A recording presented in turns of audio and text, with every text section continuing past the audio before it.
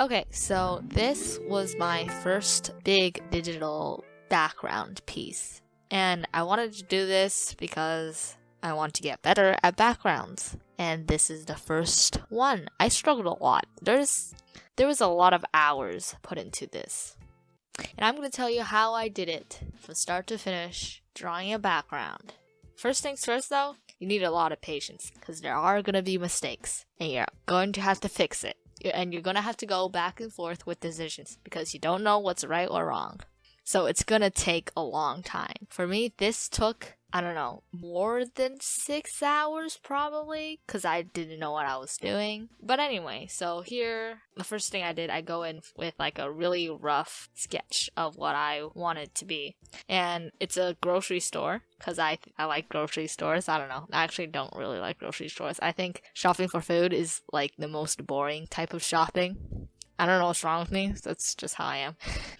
This part alone took me a long time because this is my first big background, right? And I barely knew how perspective worked. I had to search up a bunch of tutorials on how 3-point perspective worked because 2 points I can understand, but then you add a third one, I try to like imagine it in my mind and it hurts. It hurts. It's like doing math. It's like if you're trying to 3D model in your mind, but your mind is equivalent to MS Paint. So after the rough sketch, what I did was I went to Pinterest and I searched up grocery store. No, I searched up supermarket design. And then what you do, you open the image in a new tab, you can drag the picture into Krita and you can set it as insert as reference photo. So then the image is just hanging out there, not even on the canvas, or like not in a separate window. So you can create your little mood board right there. So I just kept looking for different images. You can search it up on Google as well. I searched for color scheme too, because sometimes you just need some inspirations for colors. So here I started going into a more detailed sketch, but I'm pretty sure like I sketched over this again because it was so wrong and random. I found out after I actually learned how to put a perspective point in Krita and like put point on the canvas and see how wrong everything is. Also, as you can see on the rough sketch, it's pretty dynamic. I don't know why I decided to go for something so dynamic right off the bat.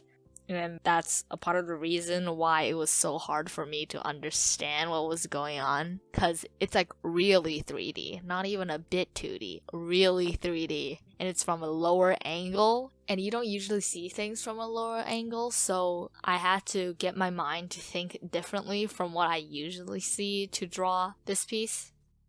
I'm going to talk more about what's going on in the image. So here you have my character. Her name is L.A. Yes, her name is Los Angeles. Yes. And she is in the grocery store, hiding from a person. What is going on? It is up to your interpretation, but you can say she's not supposed to be there right now. I pretty much have a whole story set up in my mind for her and like her universe, but you know, like most people, I am too lazy to actually execute it. And also, the story is like pretty big. And if I ever wanted to like make a comic for their story, then it'll take like years to finish updating it, I feel like, since this is a one-man job. And I don't know how to make comics. So if I wanted to start making comics, I would go for a shorter story first, so I know what I'm doing, so I have some experience to go into this one. Because this is like, alright Marchie, shut up for a second. Hi, this is post-production Marchie. I'm here to tell you that I decided to cut out the line art portion of the video because it's long and boring. It's just me tracing over the sketch. Also, lining is where my habit of zooming and flipping becomes more apparent, and it's very nauseating to watch. Back to your regularly scheduled rambling. This story, this universe, is the one that I brainstormed the most, and I'm pretty sure the one that I'm most invested in. I don't want to make the comic bad because of the lack of experience. That's saying if I actually decide to make comics in the future. I think it's a pretty cool idea, but I don't know, maybe I would never have time for it. Maybe like school would be too much and I have other things to do. Right now has been like these past few weeks, is the most drawing I've ever done in my whole life, actually. Yeah, because I have nothing else to do. Should I ramble about her story or not? No, maybe I should just talk about the character. If you don't want to hear this, just mute the video and appreciate the art. Okay, so La is stubborn, and you can see she's got cat ears and a tail. Now, that might look pretty cool, but in her world, she's the only one who's got cat ears and tail. And you can guess that would bring out some struggles with her appearance and everyone giving her looks. But she just ignores them mainly. She smiles really rarely, but she normally does smile with her family. She also talks very rarely. She just uses a few words to get what she wants and get her point across. But she's not afraid to show her emotions. Like, she would wear her emotions on her face. She's also antisocial. So if she doesn't want to talk to you, she would just walk away. Not even, no, I don't want to talk to you. She just walks away, blatantly in the middle of conversation. There are only a few things that she likes in life. Her siblings and climbing. That is her hobby. She likes to climb things. Her tail gives her an advantage of keeping her balance. She's also very athletic. She also has a resting bitch face towards adults and older people because she's got some parent problems and now she does not look at adults the same way that you should. She doesn't really trust them either. Okay, so why is she in the supermarket hiding from a man? Well, here's the thing. Let me explain it to you. Imagine you don't want to do anything anymore. You're super depressed and you don't know what will make you feel. You realize if you try to steal something, you get a rush of adrenaline while doing it. So you continue to steal, not because you need the supplies or not because you don't have money to afford, but because stealing is fun. Stealing makes you feel something because you're super depressed and you would just feel something rather than loneliness or being an absolute outcast. You can see that on like the left side of the drawing, there's things that look like games and toys for kids, but on that aisle, it's like drinks and food. What kind of supermarket would sell toys at the same aisle with drinks? It just shows that I have no fucking idea what I'm doing.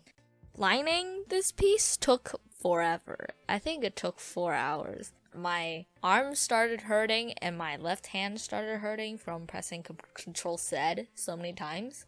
And like the zooming in function in Krita is Control space drag. And I have a habit of zooming in and out a lot. So I kept pressing Control with my pinky and it started to hurt. I was like, I need to stop. So that's why it took 2 days because I took a break.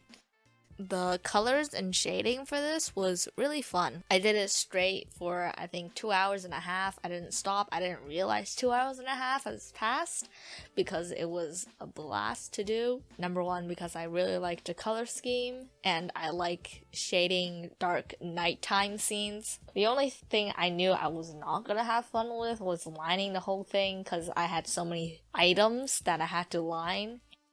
How was this experience in a whole?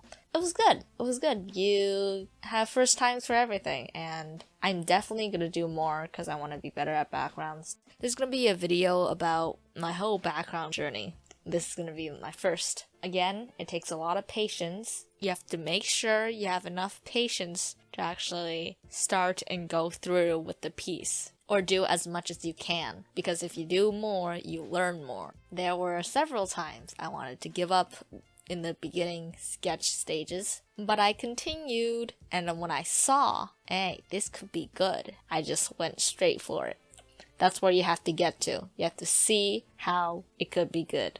Also, the references helped a lot. Time to time, I would just sneak a glance to see how aisles of food actually looked like. So if I had any advice, look at references. They're there to help you. Everybody uses references, even professionals. I'm not a professional, but that's what I heard from other professionals. Please don't kill me. Hope you liked speed paint. See you later. Okay, bye. Hi, post-production Marchie again. I realized that the voiceover made no sense and is all over the place. So I'm here to sum up the experience. The sketch, indecisive. Line art, painful. The flat colors, boring. Shading and lighting, where the magic happens. Alright, that's it. I'm gonna do another background piece and we'll see if I use the exact same words to describe the different stages of me doing the piece. Okay, this time actually, bye.